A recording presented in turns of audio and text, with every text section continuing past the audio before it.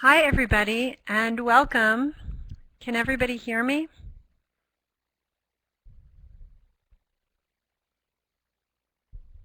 Looks like you can. Great. Fantastic. So Mary Davis Fournier here, and it's great to see you all this afternoon for our first distance learning session on hosting community conversations. Based on the coaching calls I was able to listen to, or listen in on really, last week, you're all up and running, and this webinar should be well timed to help push your work forward. Before I get started and we start this off today, I have just a couple of housekeeping items. I'd like to state that Libraries Transforming Communities is an initiative of the American Library Association made possible through a grant from the Bill and Melinda Gates Foundation.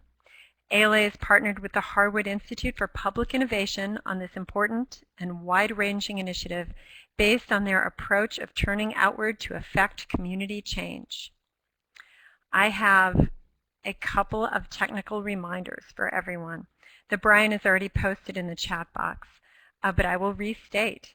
If you experience any technical difficulties at any point during this webinar, please send a private message to our technical support, Brian Russell, describing your problem.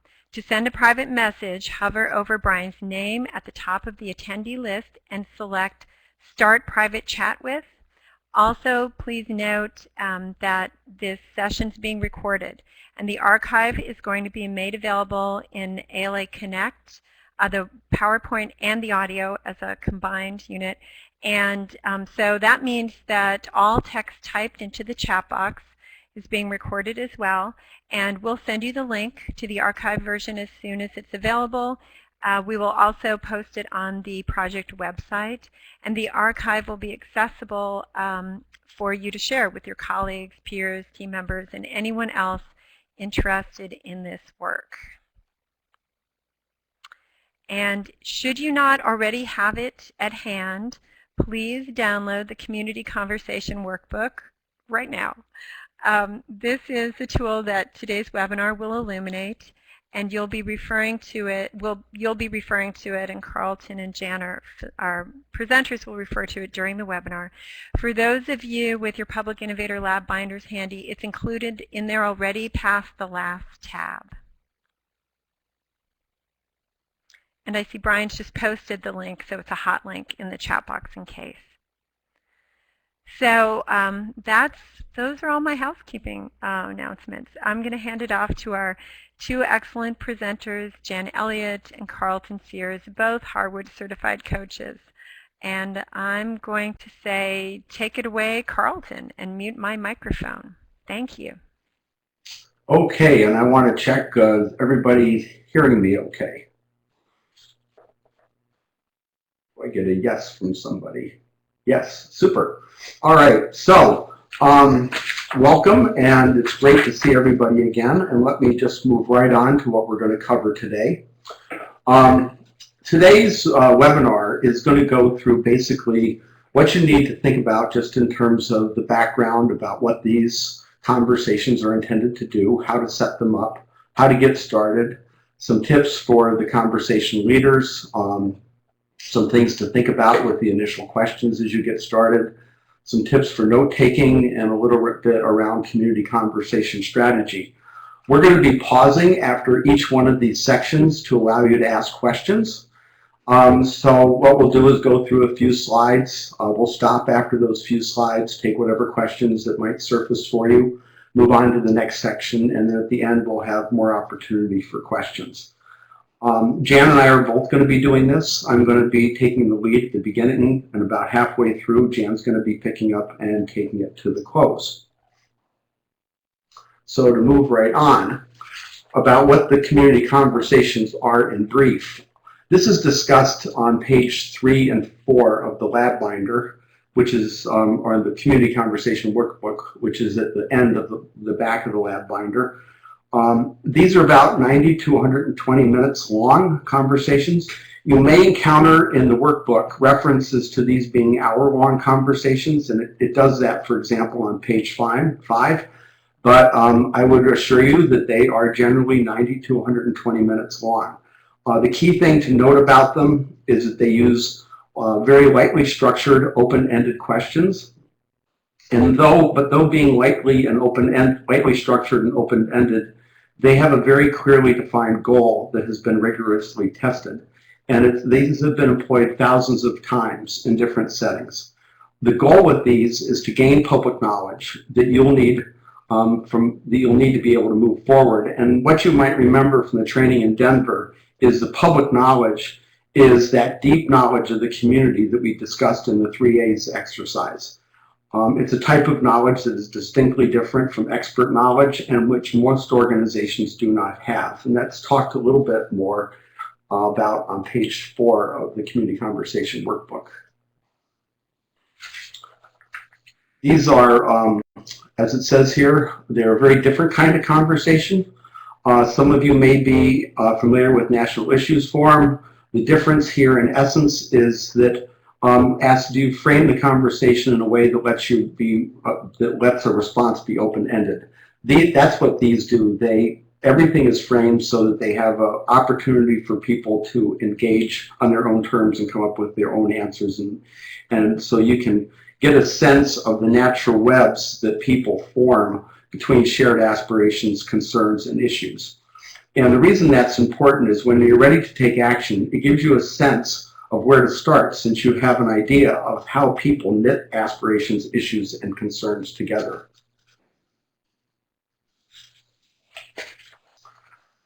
Some of the benefits, we've already had one library that's had some training in strategic planning approaches suggest that in previous training, it was that staff shouldn't be facilitating conversations in communities where they are known.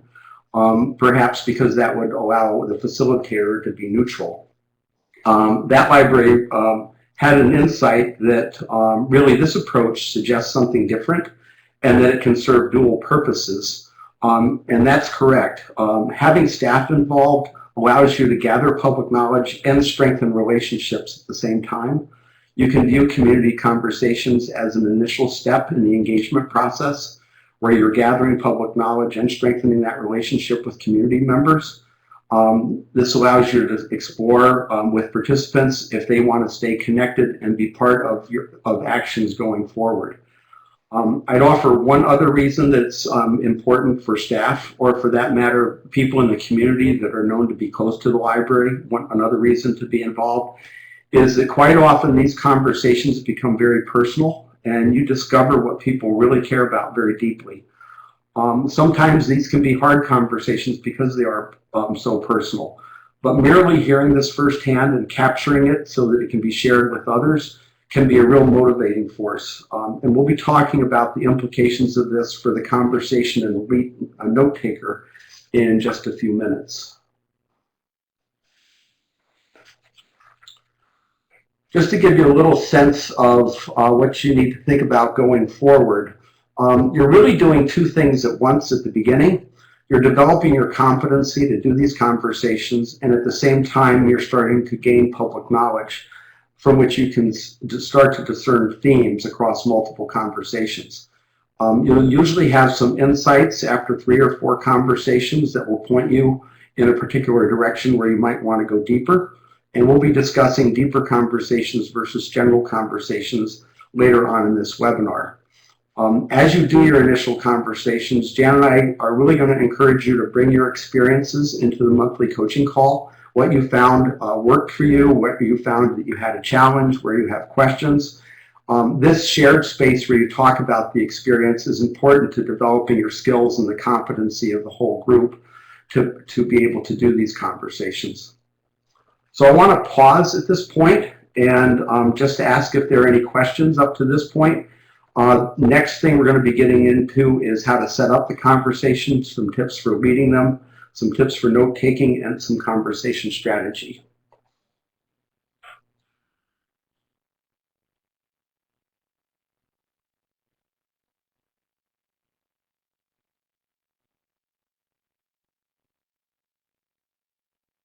And I see a couple people typing here.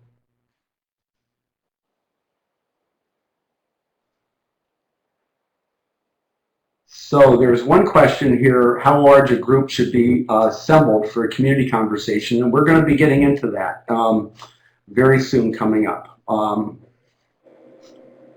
And that's also addressed in the workbook, but we'll be talking about that.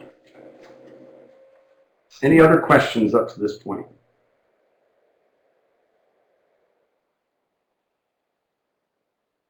Okay, so I'm just going to start moving on then to the next section. A little bit about setting up the conversation. Some things to think about as you set up the initial conversation, and this is addressed pretty much on page 5 and 6 of the workbook, a little bit on page 7 as well. Some things to think about as you set up the initial conversations. Who to invite, where to hold them, tips for getting people to attend, conversation strategy.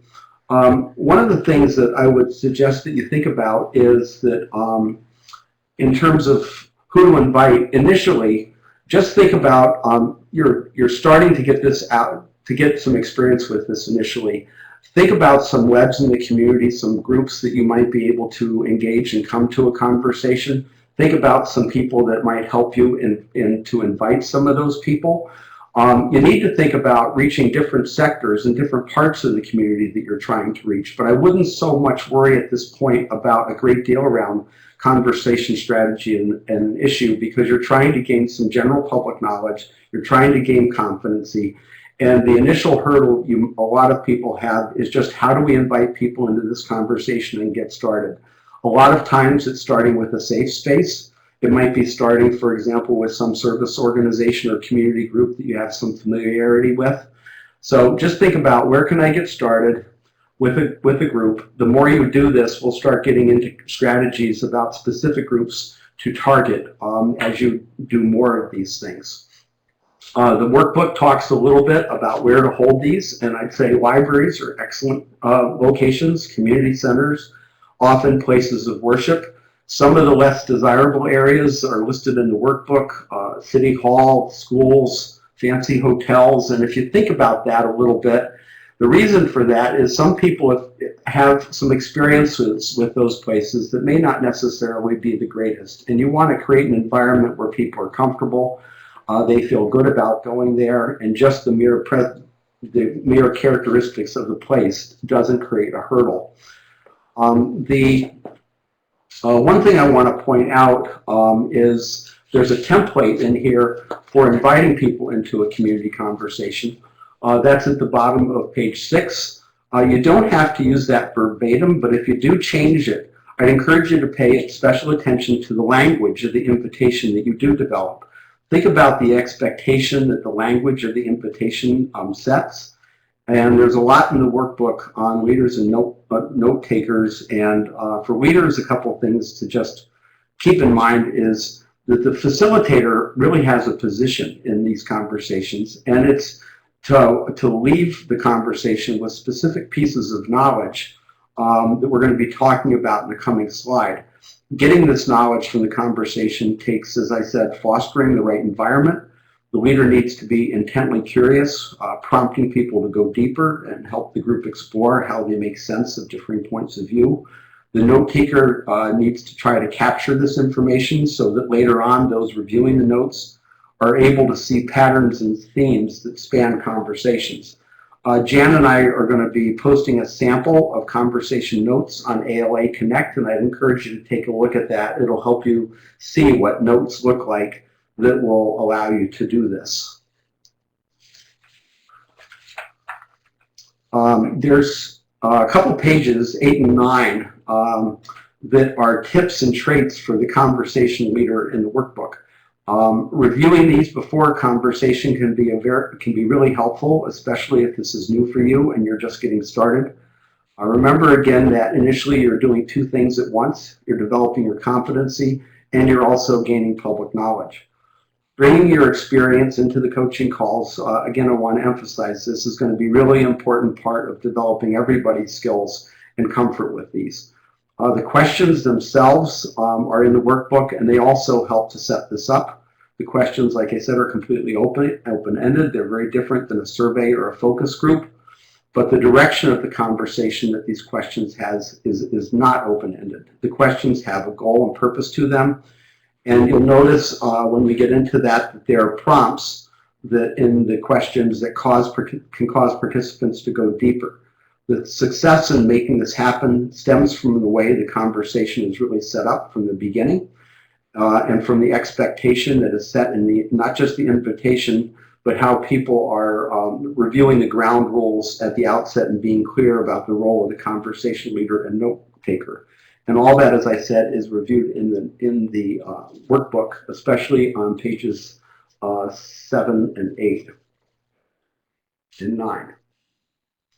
So I want to pause at this point and see if there's any questions. We're next going to be getting into the sections about the questions themselves and managing time and some of the information about the number of people that you would invite. Any questions from anybody?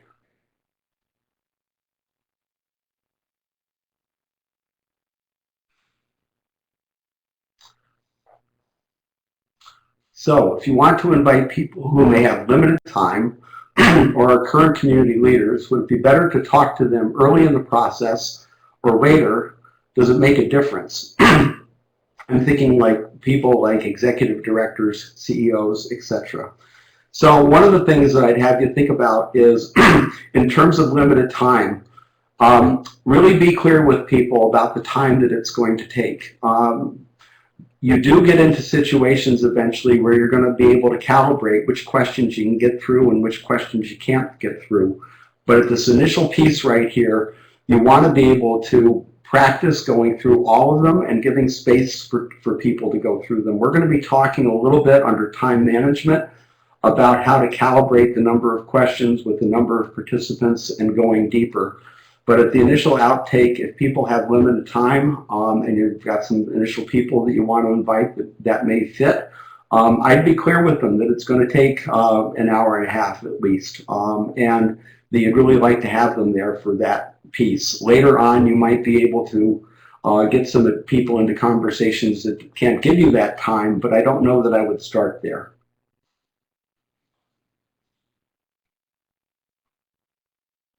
I've got another question coming. What are the Yes, there are ground rules. Showing there certainly are, and we're going to be covering that actually in the very next section.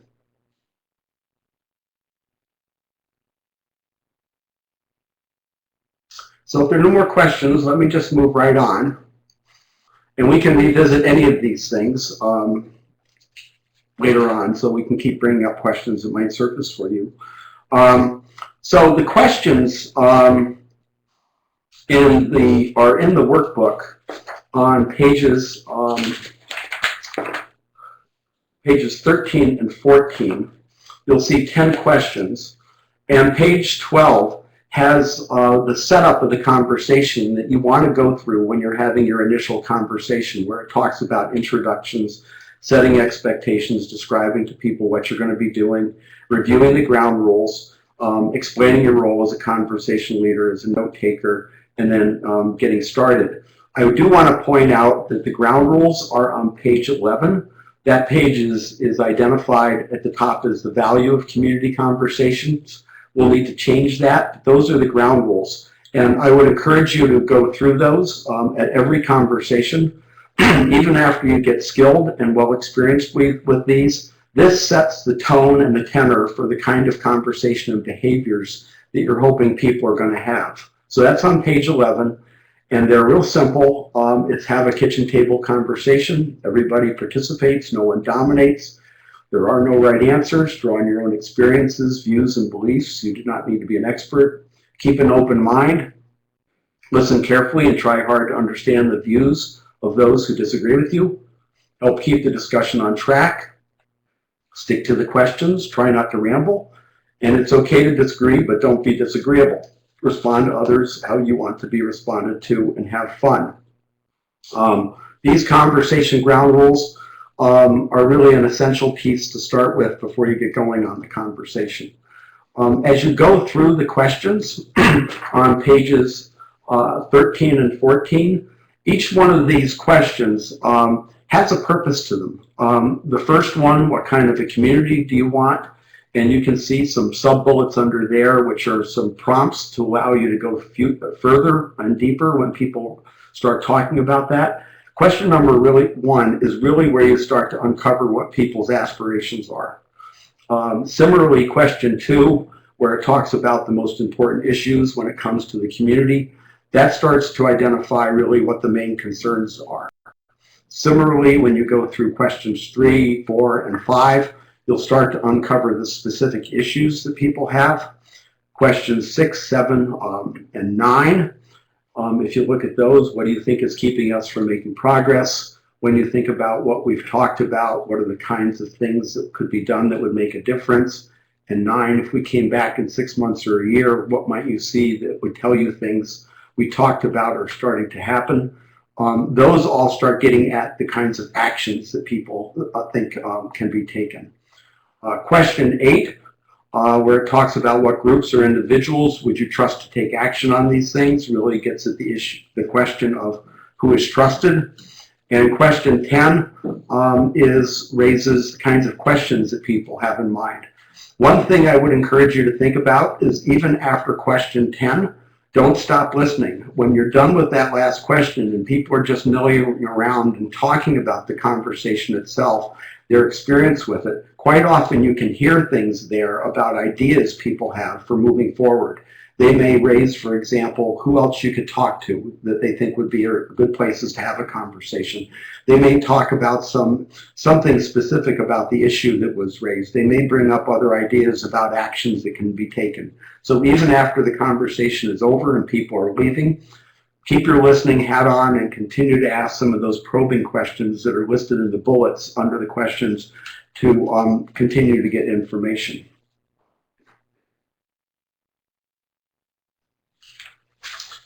A little bit about time management. These conversations are generally intended for, I would say, 8 to 15 people. When you get to much more than, when you start getting up to 20, you're probably going to need to think about splitting up. I think Jan's going to talk a little bit more about that in her section.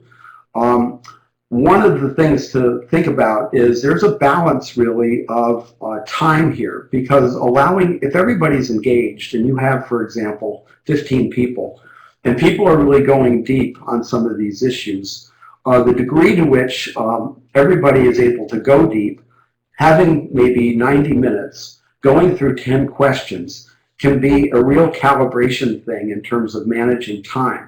You have to give space for people to go deep, but at the same time, you have to keep them moving through the questions if you're going to get all the 6 items of information that you need to be able to come out of this with the goal of the conversation being fulfilled. Again, the questions are open-ended. Those prompts will help you. There are some tips in the conversation work group that are going to help you. You're going to have to really monitor the behavior of the group. Some groups can be chatty. Some groups can be a little bit more cautious. Sometimes groups can reach real emotional issues that can be hot button items.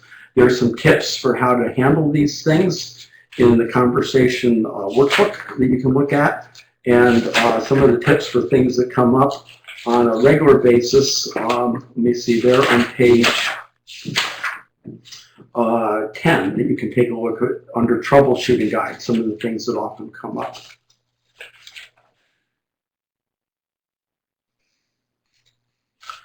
I'd also like to point out the transition from question 2 to question 3. That's a particular important one, because where you're going from a question of, given what we said, what are the 2 or 3 most important issues when it comes to the community, to question 3, which says, what concerns do you have about this issue and why? You really need to focus on one issue. So the facilitator is going to need to take stock of the issues that the participants are focusing on.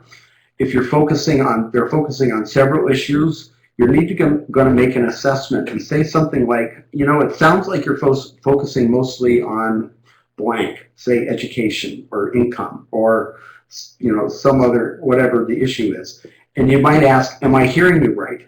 You're going to want to get a sense of the group of where they want to focus, and then allow in question 3 that you move into one issue. You may, if some people are really going on multiple issues, it's a good opportunity to offer to come back and pursue other issues in another conversation. But you really need to encourage the group to focus on one issue to go through the balance of questions 3 through 10. And we're going to be heading next into note-taking and conversation strategy, but I want to pause to see if there's any questions up to this point.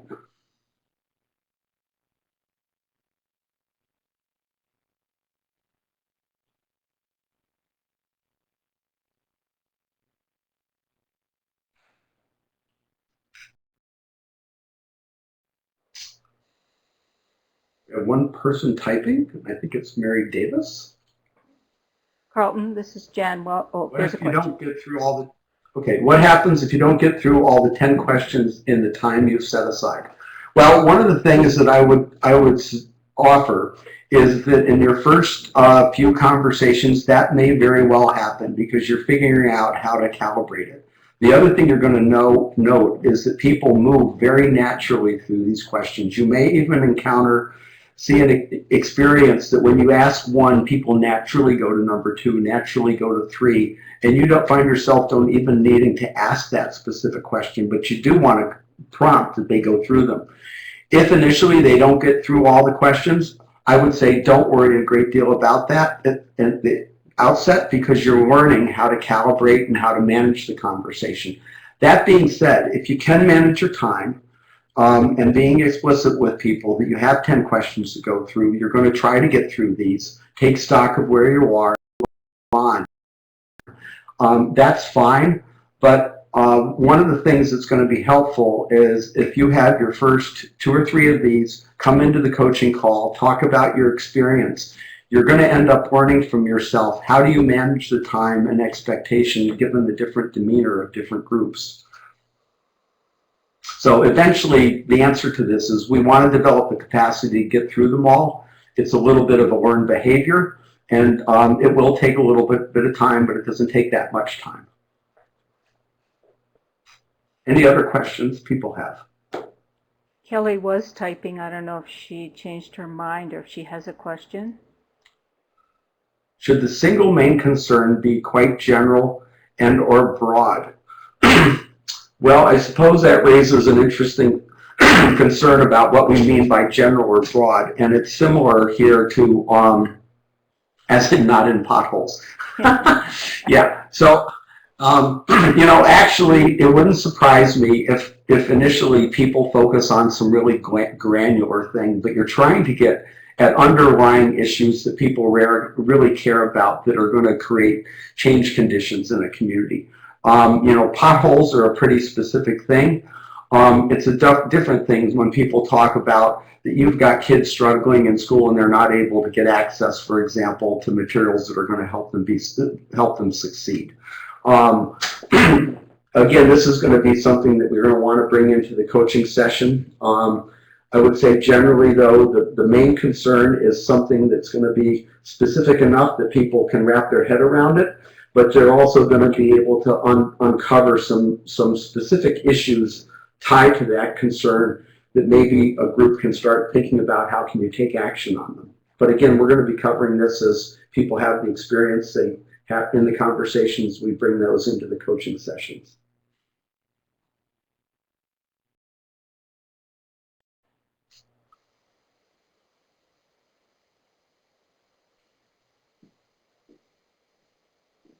So I have a little more typing going on here.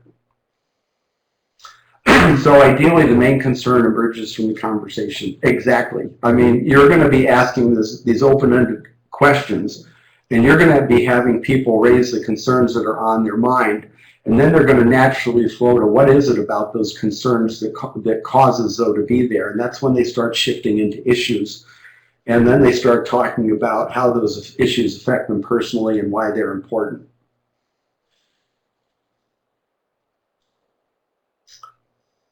So if there's no other questions here, I'm going to move on and turn this over to Jan, and she's going to pick up now at the next slide. Thanks, Carlton. Just before I go to the next slide, I just wanted to reinforce the transition from question 2 to question 3. This is a really important transition, and it's harder than it looks. The group may not be inclined to focus after the aspirations, and you have a really important role to get them to focus. And as long as you draw the main concern from what they have already talked about in question number 2, they will go with you on it. And Carlton has given a few tips for managing it. One community that I have worked in didn't do this initially, and what happened to them as they got further down the road, they didn't have enough detail and granularity to help them decide where to work. Because they didn't focus on a particular issue. So I just wanted to reinforce that before we moved on to the next slide. Okay, let me get to the next slide. Actually, I'm going to talk a little bit about the role of, somebody's moving slides for me. I want to talk a little bit about the role of the note taker, and this is on page 16 of your community conversation guide. I think that I guess the first thing I'm going to say is that it's really important to have a note taker. Again, I've worked in communities where the facilitator has tried to capture the notes on flip chart, etc., and they lose a lot of granularity and senses. It's really, really difficult to both lead the conversation and take notes. So you need this as a team. I know it will stretch some of you, but find partners, etc., who can work with you on this. It's the main responsibility of the note taker is to capture key insights, key ideas and themes, and also turning points and quotes. And you'll see as we go on here why quotes in the language of those in the room are really important. The other main responsibility is to work with the conversation leader after the conversation to identify themes both within that particular conversation and across the various community conversations. So the note taker is a really important part of building public knowledge. So I'm encouraging you not to underestimate this role. And the page 16 talks about what an effective note taker is, what kind of characteristics. I think the main thing that I will talk about is that they stay focused on the question of what are we learning as we're listening to these people talk. What are we learning? And the other, I think, important piece is you're not doing a transcript, you're capturing the essence, and you're doing it in the voice of others, not bringing in your own voice, not bringing in your judgments and values. And so that's a really important lens for the note taker to have on. And it goes without saying, I think, that someone who's really good with detail is helpful here. Someone who's a really good listener and good with detail. So moving on to what to capture in the notes, which is already up in front of you. Again, as Carlton said earlier, the purpose of these conversations is to be able at the end of a group of them to take action with the public knowledge that you have gained. So you need enough detail on the Mad Lib, now called the Community Narrative Template, that in each of the 6 categories so that you can act on them. And just as a reminder of the 6 categories, they are on the note-taking tool, and we will get to that. But it's really important that you keep in mind where you're headed with this is understanding the community well enough to be able to take action with the community and with other partners in the community. So you want to capture their words. You also want to pay attention to the emotion and the passion and the tone of the group.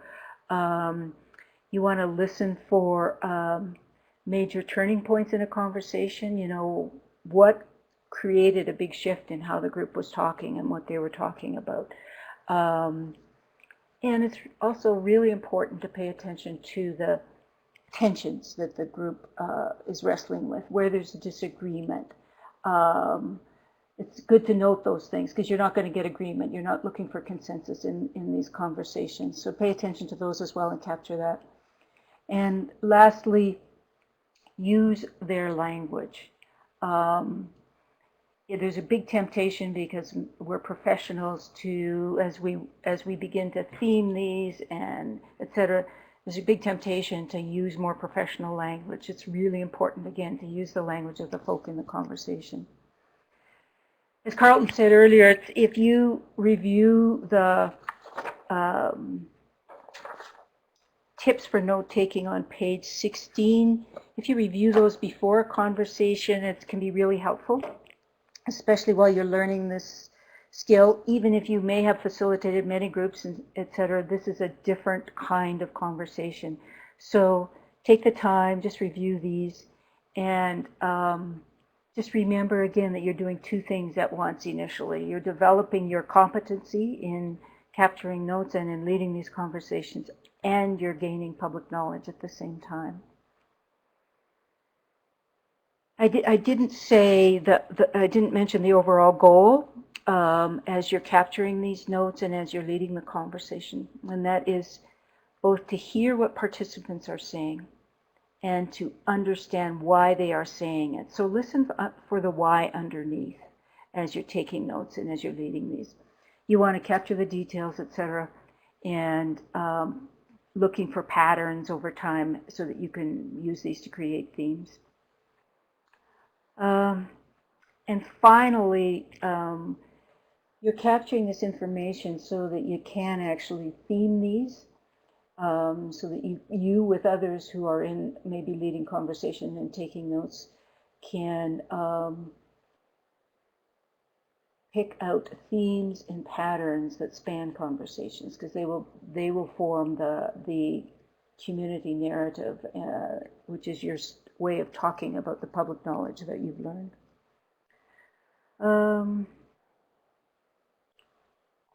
And the last thing is there is the note-taking tool on pages 17 and 18, and use that. It will help you. If it's got the list of questions, there's a little bit of space for capturing things. You may need more space. But in the upper right-hand corner on page 17, you'll see the 6 elements of 5 elements of the community Mad Lib, and the 6th one, what questions do they have? And that's how you want to capture those from each conversation. Okay, so I'm going to do one more slide, and then we're going to pause for questions.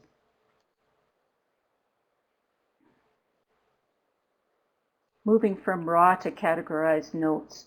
So what I've just been talking about is you're taking the raw notes in the community conversation, but very quickly you want to move from the raw notes for the 10 questions to categorized notes, categorized on those 6 elements of the community narrative that are sitting on the top of page 16 in the right-hand corner. So the first thing we strongly urge you to do is right after the conversation, check in with the conversation leader and make sure that you've captured the highlights as the conversation leader has seen them, and that you have some sense of what was important that you each heard as you went through that. Do that right after the conversation, because time, we're all very busy and time gets away from us really quickly. And the memory gets stale really fast. And within a day, we really urge you to organize the raw notes into the 6 categories that are in the community narrative template. And those are aspirations, main concerns, specific issue concerns, actions, and who people trust. And lastly, questions. Questions will not be part of your community narrative, but they are important to keep in mind. They give you some real clues about who cares, what they care about, what they don't understand, etc. And the last thing here is it's important that you create a repository that will work for your team. You should, this may sound really obvious, but it's amazing how quickly this gets away from you. Should have raw notes and categorized notes, label them clearly so you can go back to the source. This community was this conversation was here, these kinds of people were in it, this number of folk were in it, etc. And the current community narrative template, which is we called it the Mad Lib in the lab when we were together in Denver. We're going to talk about how to get to that from your categorized notes in the next webinar in July. So we will be coming back to that. I'm going to pause now and see if there are any questions that have come up for people.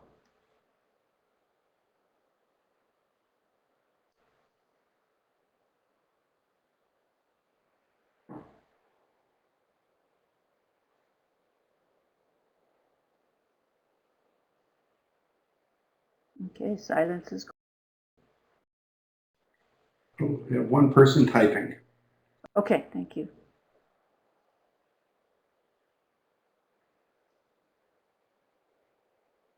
Two typing now.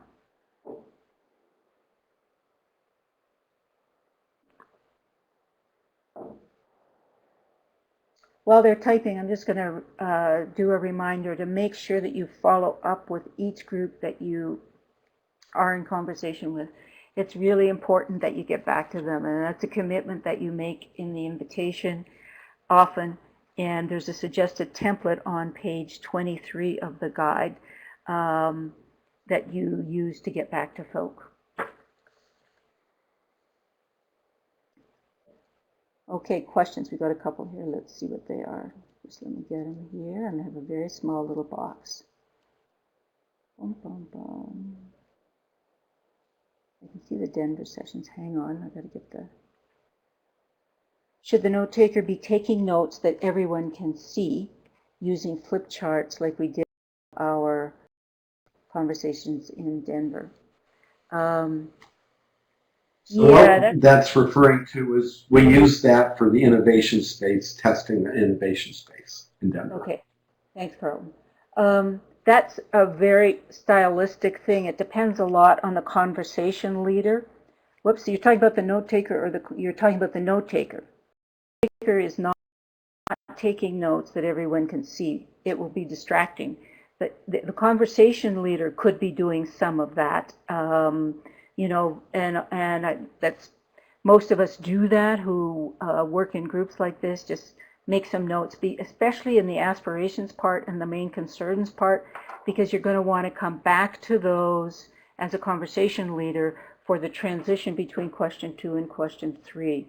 You're going to go back to them and say, you've raised, I've heard you raise these 3 or 4 main concerns. It seems that a lot of emphasis was on education or safety or whatever. And you're going to use the flip chart as a way of beginning to focus on a main concern.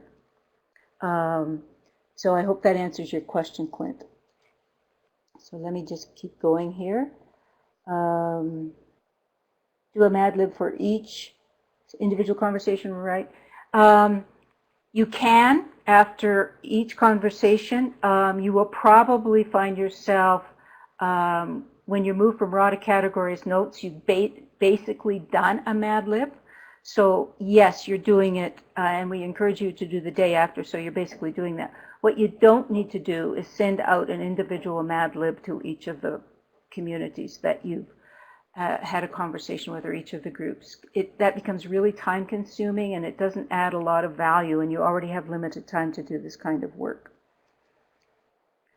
So who else? Kelly, is there somebody else? Mary's typing, okay.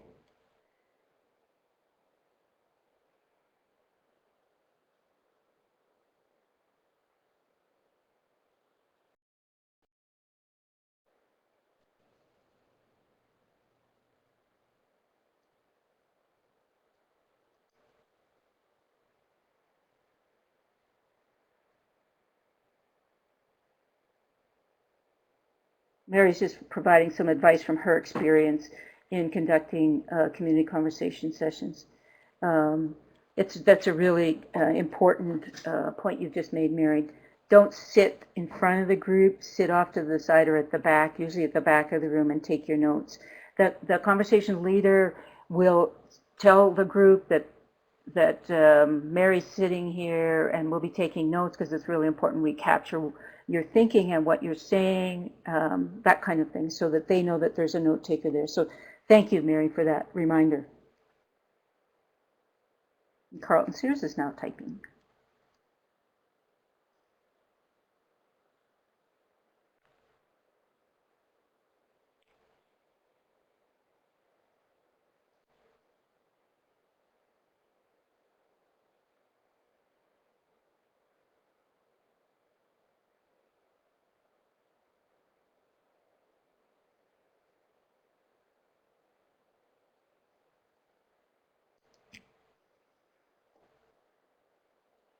To figure out how to make this chat bigger.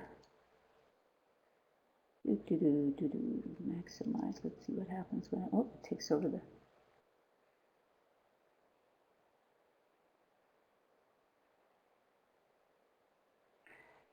Okay. Whoops. We have a number of community conversation, a number of questions. So just bear with me while I and help me out here, Carlton. Would it be useful to record community conversations? Not really, because what you'll find is you won't have the time to go back and listen to them because you'll have an hour and a half to 2 hours of text. It sometimes also inhibits participants, so we don't encourage you to do that. That's why the note taker is so important in these sessions.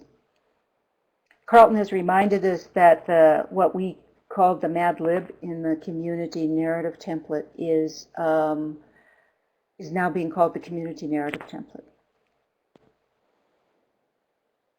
So Mary asks, is everyone straight on when flip chart and when notes on paper, computer? Let's assume they aren't, Mary. So the conversation leader will be using a flip chart. It's a style thing. Most of us will do that. It's particularly helpful when you are transitioning from question 2 to question 3.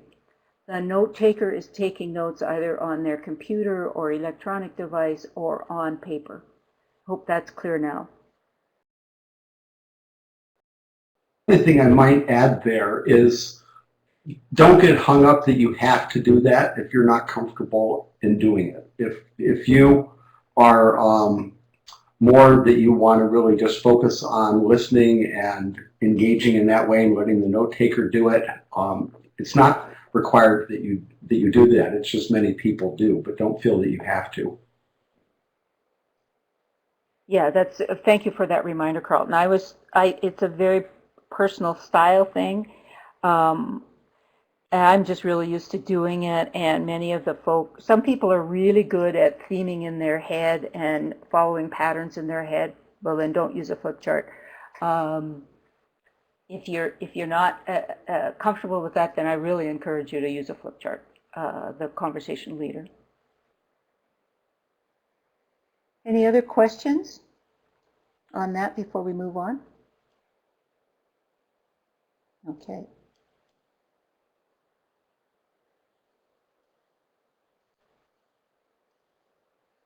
Okay, so now we're going to move on to the overall conversation strategy. As Carlton said earlier, do 3 conversations to learn how to do them. Take it as the opportunity to develop your competency and skills, because this is a different way of doing a conversation, and time management is inevitably going to be a challenge. And these are also sometimes tougher conversations because people are passionate and feel strongly about things, etc. But just do the first 3 to learn how to do it. Then you're going to do 4 or 5 more to gain general public knowledge. Again, Carlton has just said this to you. What you're going to want to do is develop a community conversation strategy.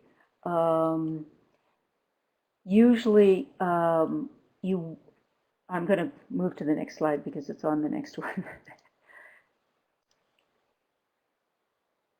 This is what I was about to say, so I thought I might as well use the slide to say it.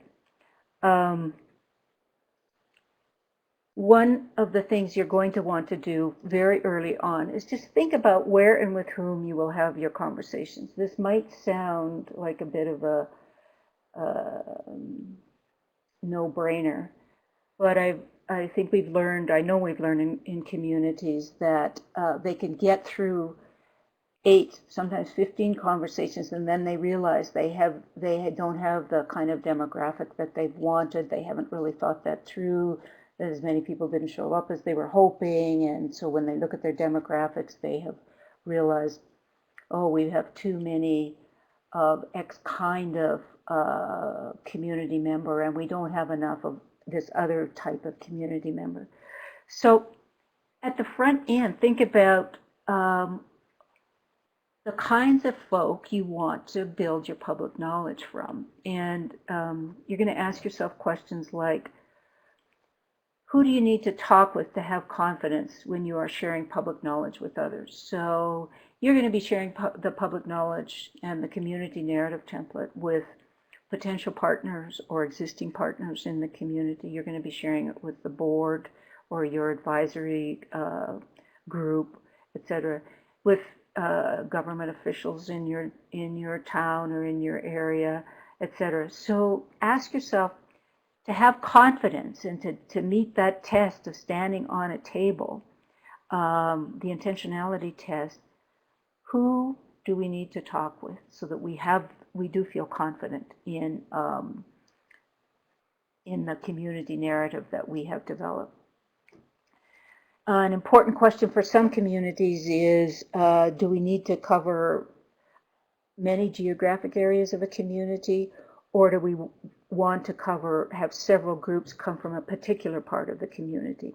Again, this all relates to the overall strategy that you are developing. And lastly, and I already said this, but I'm going to reinforce it, what diversity of knowledge and people do you need to be able to stand on a table and tell people about their community and be confident that they will believe you? One of the communities that I have worked in, they didn't keep good track.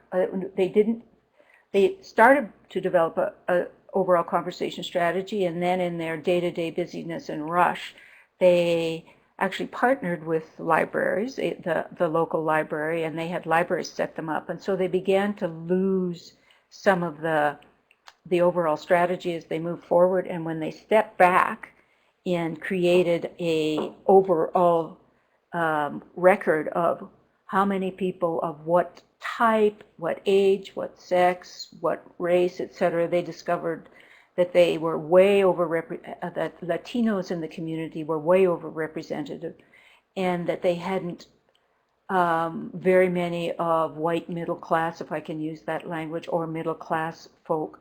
So this is a really important thing to think about up front, and you can modify it as you go, but you need to have this overall lens on the conversation. Otherwise, you'll find yourself in some trouble further down the road, and you'll have spent a lot of time in conversation, and you'll realize, oh, we got to do some more. So some other questions to ask yourself as you're thinking about this overall conversation strategy. Many of you are already doing work on particular issues or challenges in a community. And so ask yourself, is there a particular issue or challenge that you're trying to deal with? And who has a stake in this particular issue?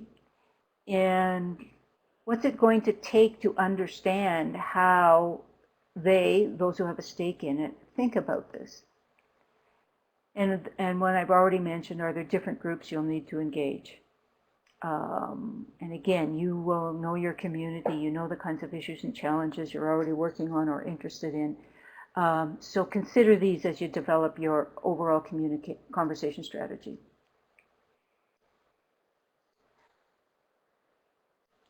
And just to recap, and then we'll open it for questions again.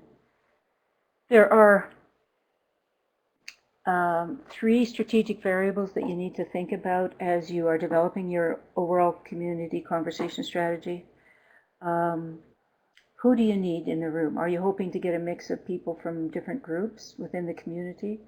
Or are you trying to reach specific groups, parents, faith leaders, youth, whatever, African Americans, Latinos, et cetera, et cetera. And where are the people from? This is back to the geographic question. Are you looking to engage people from across the community or from a specific neighborhood? And the third one we've already referenced as well is, what are you discussing? Is this a general community conversation where you're striving to learn what the community aspires to and what they see as the main concerns, and developing some granularity around a particular main concern? Or are you looking to learn more about a concern or an issue, which we refer to as deep, and we'll be talking in the next slide more about how you make distinctions between broad and deep and when you do that. So I think before I pause for questions, I'm going to go to the next slide because it relates very much to this last piece of broad and deep.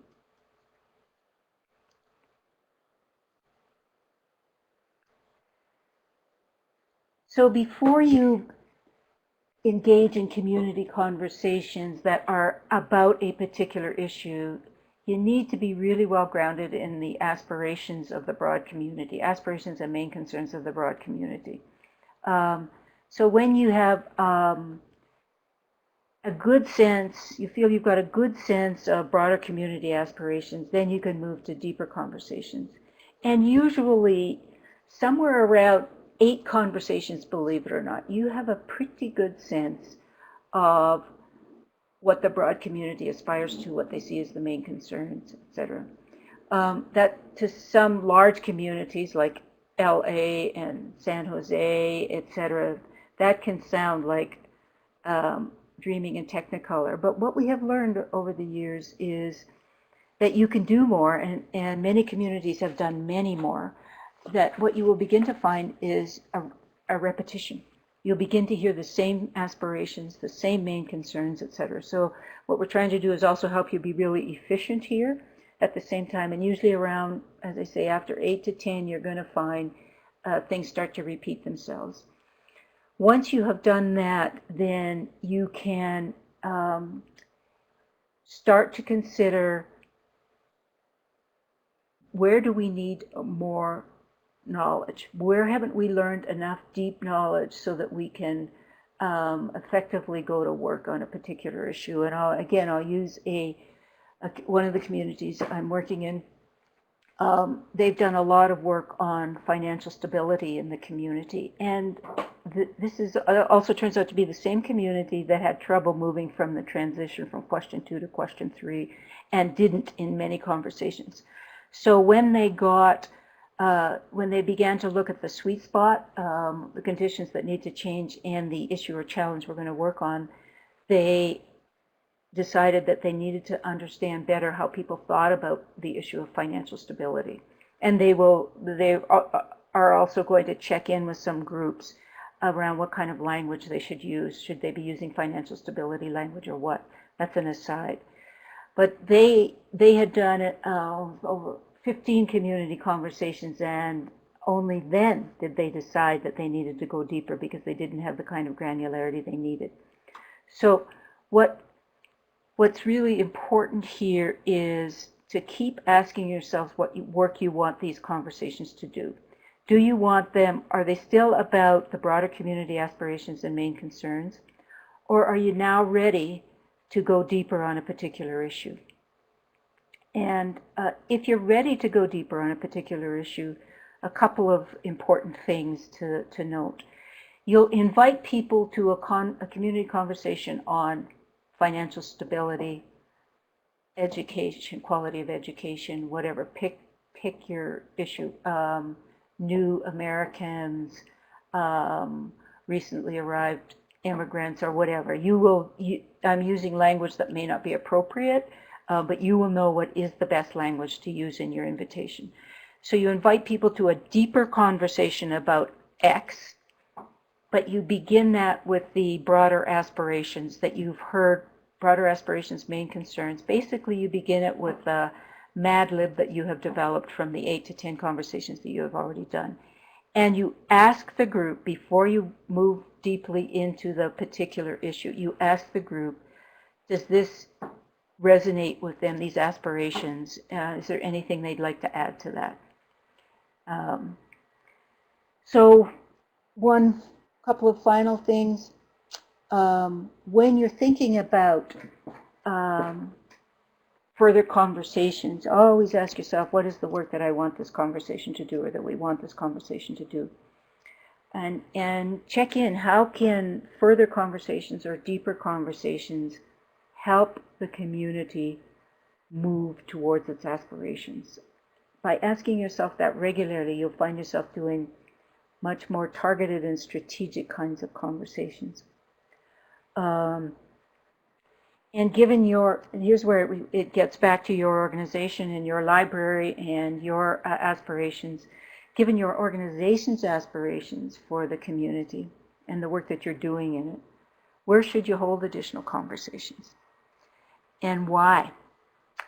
Do you want to gain more public knowledge, or do you want to use it as an engagement tool? You haven't worked in a particular neighborhood and you want to get a foothold in there? Those kinds of questions. Okay, I'm going to pause there. That has surfaced questions. We have two questions that came up in the chat box. One of them was, is it helpful to meet people at on their home turf, such as the VFW Hall? Such as the what? VFW Hall. What's a VFW? Veterans of Foreign War. Thank you. It's the Canadian in me doesn't know some of these acronyms. Thanks, Carlton. Yes, it is helpful. There are many members of communities that won't show up to particular places, as Carlton referenced earlier. The more familiar it is, if it's a convener that's familiar, and I know a number of you are working on with new recent immigrants or new Americans. I'm not sure of the best terminology yet. You'd go where they'd be comfortable coming. Was it LA or San Jose had Siren? I think it was San Jose had Siren, which is a organization that works with immigrants. And that's a natural partner for convening a conversation with immigrants. You're going to have to deal with all kinds of things like translation, etc. But it's very helpful to meet in a place where they're going to be comfortable. The second question we had in the chat was, is it encouraged to have an open call event in addition to invitations to targeted groups? Is it encouraged to have an open call in addition to in addition to targeted groups? I'd like to understand a little bit more about Cindy, I'm trying to just understand what you mean by open call and targeted groups. If you do I think what she means. I think what she means there is like an open invitation to anybody wants to come, please come. Or as she says in the text, y'all come. Yeah. Okay. Thank you. If you do that, you have to be prepared for a larger group than 8 to 15. So you got to be prepared with more than one facilitator. But if you've got that kind of capability, there's no issue with that. If you think that you're going to have a turnout of 100 people, then I think you need to think twice about it.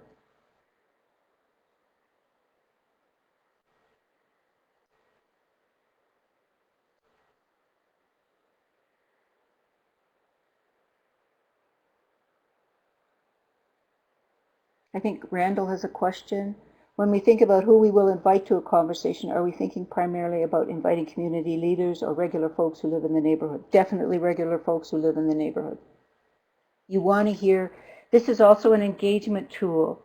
It's gaining public knowledge from people who live in the community, and you're also learning what they really care about and what they might go to bat for, what they might work on in their community, those kinds of things. So you definitely want regular folk in there. Community leaders get lots of opportunity to talk. Our experience has been when you go to your advisory council or your board or to other potential partners, they are absolutely profoundly struck by the public knowledge that you will gather. There's absolutely no question about that. And the quotes and the granularity and so on and so forth is a very powerful way, and this community narrative template is a very powerful way of talking about the community and more deeply understanding the community. So you definitely want the regular folk. Right? Okay. We have another question. For a community conversation, is it okay to hold it with homogeneous groups, or do we want to mix it up to create friction? Both are okay. The more diverse you have, probably the better conversation you're going to have, but sometimes the only way you can hold community conversations with some folk is you end up with a homogeneous group. That has to do with their comfort level, the partners you might be working with on convening. Think about the kinds of folk that come into your library or don't come into your library that are important parts of the community. And sometimes you won't get them unless it's a homogeneous group, and sometimes you won't because it's a language issue and you need, for example, if it's a multicultural, multilingual town, city, or neighborhood, you may have to hold conversations in Spanish, Vietnamese, whatever. It depends so much upon your community.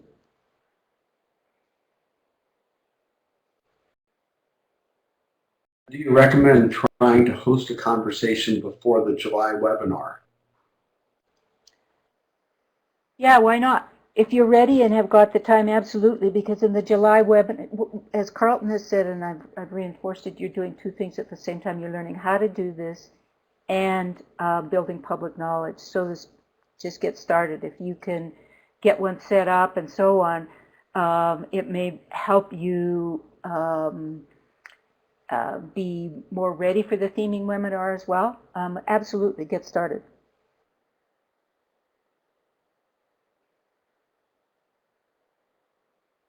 Have I got all the conversations, Mary and Carlton? It appears so. Yes, I think so. Okay, good.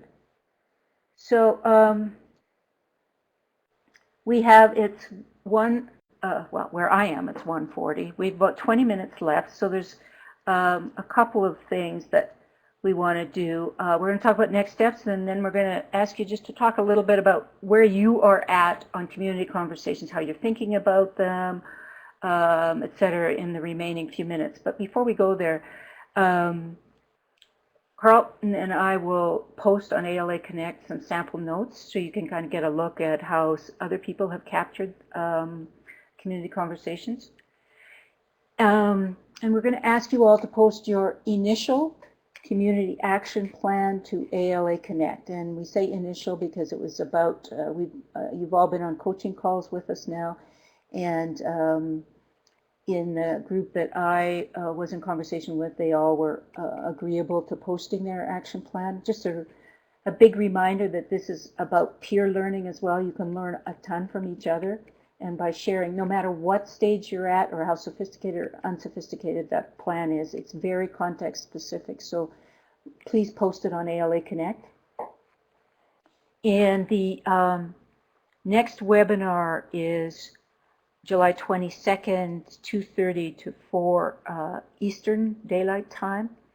And it is, as we've said already, theming community conversations and using public knowledge. So it is the theming piece and the sharing public knowledge piece that we'll be covering next time. So let's take a few minutes now and just hear from you all about where you're at, how you're thinking about community conversations. I'm not sure who just asked the question about would it be a good idea to host. It was Jeff.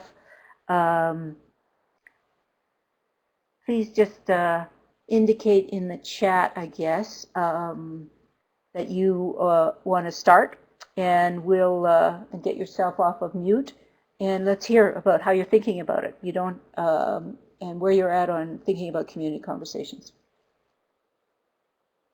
I think there's a tool where people can raise their hand, isn't there? Oh, Jeff is commenting that we're thinking of holding one to gather public knowledge about what people would like in a branch library we plan to build. About what people would like in a branch library we plan to build.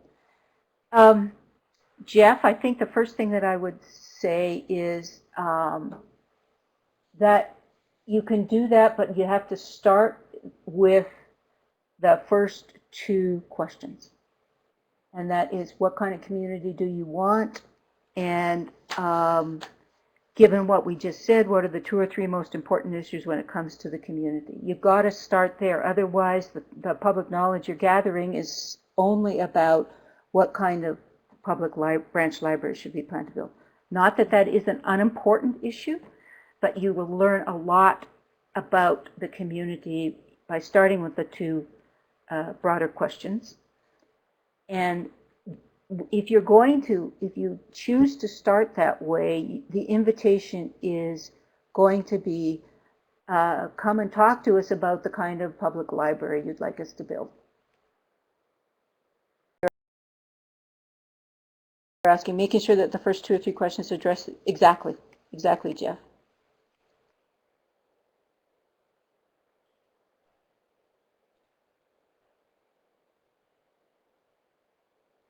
Okay, who else wants to jump in on how they're thinking about community conversations and where they're at, if they're at point 0 or what? Kelly's typing. Okay, Kelly.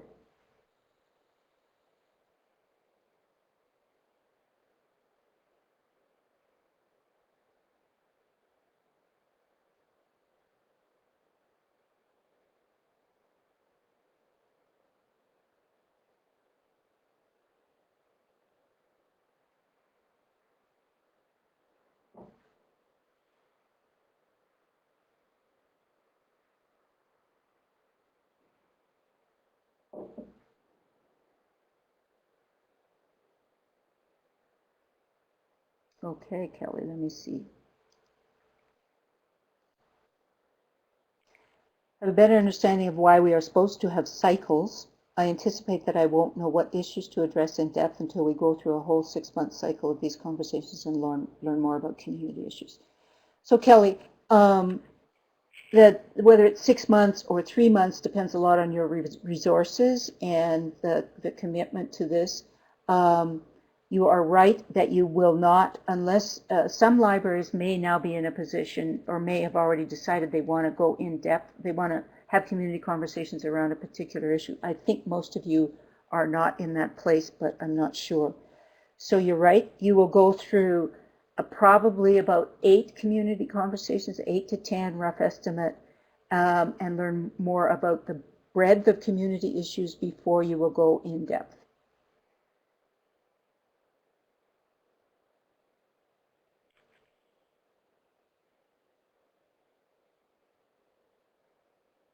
Erica is typing. Are we looking at the information we gather from community conversations in relation to the info we've gathered from ask exercises and the aspirational conversations we've been having, or is this information understood differently? They serve different purposes. They're all related, and Carlton, I'm going to ask you to jump in here as well. The aspirations exercise is an exercise that we typically use with groups and organizations that stay together.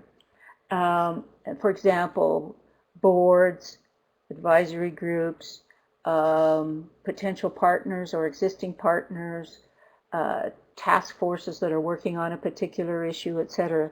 What you're trying to uncover is their aspirations for the community more broadly. You want to get them into that space too. So you're getting answers to 3 broad questions in the aspirations, challenges, and conditions that need to change.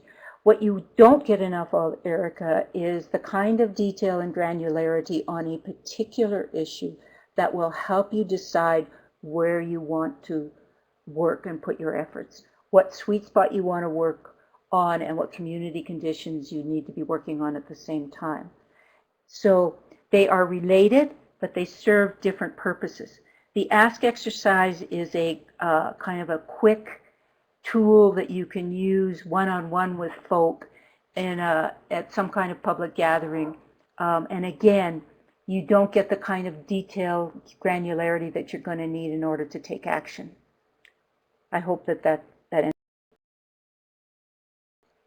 well, it's basically to confirm what you were saying. These aren't going to get into the granularity of the community conversations, but what you hear in an ask exercise and an aspirational conversation might confirm or reaffirm for you what you're hearing in a community conversation, because you're testing in both of those cases people's thinking about aspirations for a community, but you're really not getting into the depth that you can get into in the 90-minute to 120-minute long conversation.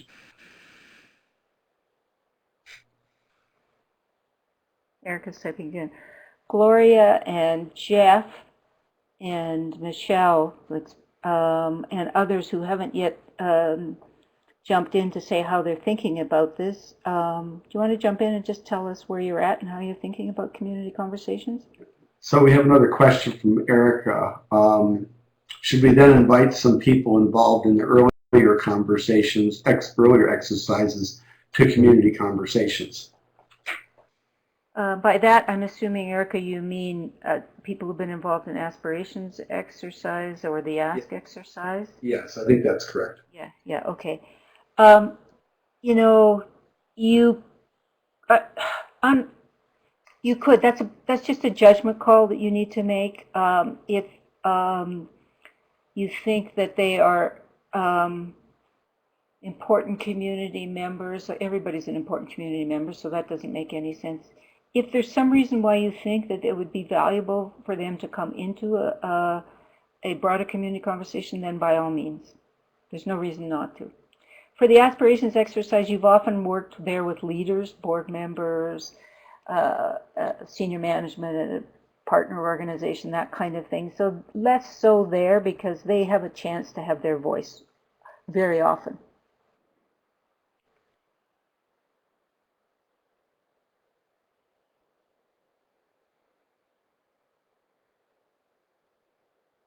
Los Angeles, Springfield, San Jose, do you want to jump in and just give us a sense of where you're at? I think, Kelly, we've heard from you already. It was a question, though. It wasn't really, yeah, it was a comment, right?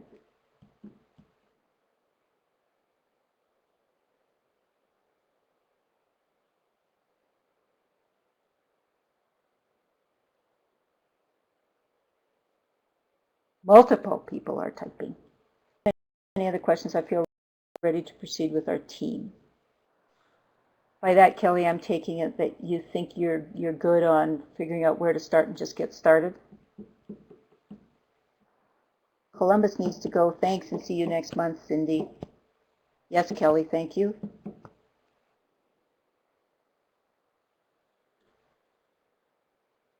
Oops, I just lost.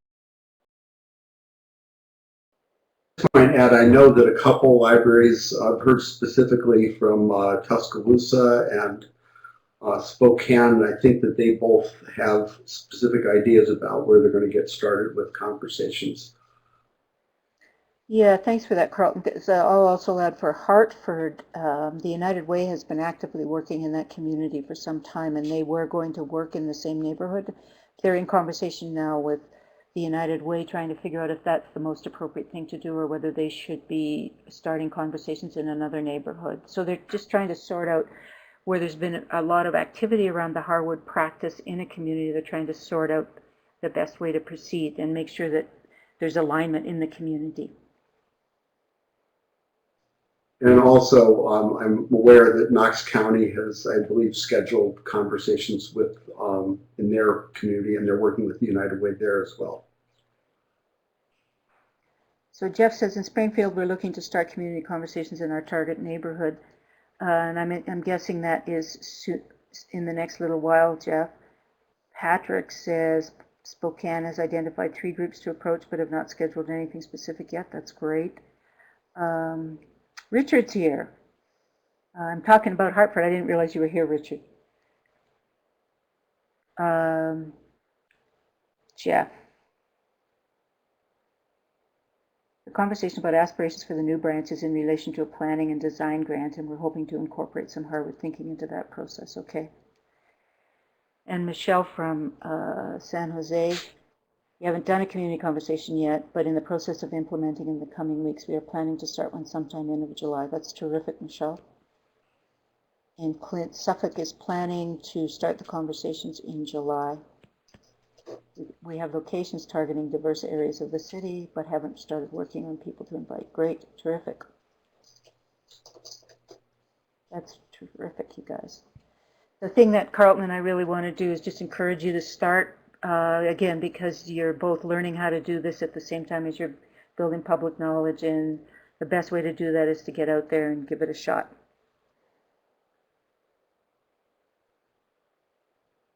Richard is typing.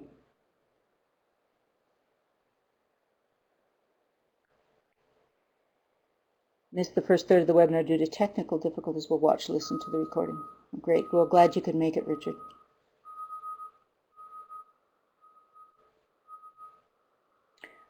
Okay, any other questions for Carlton and I or Mary while we're here? We got another couple of minutes.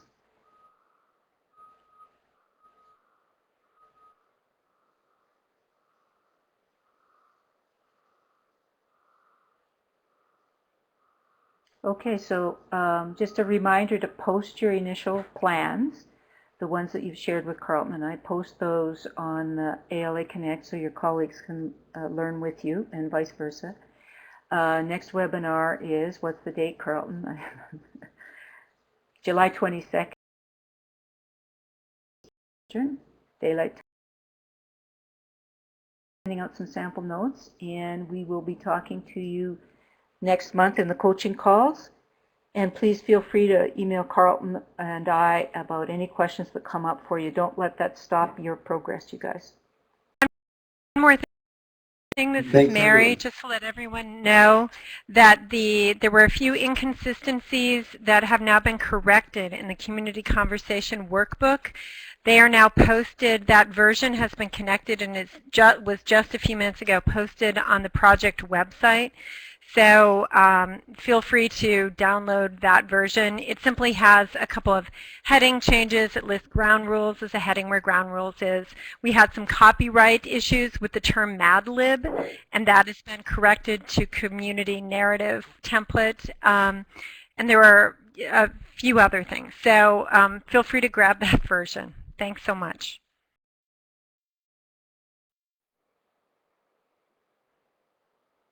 Great, Mary. Okay, everyone. Just thanks so much for joining us. Really appreciate your questions and your interest, and really look forward to next steps and hearing from you.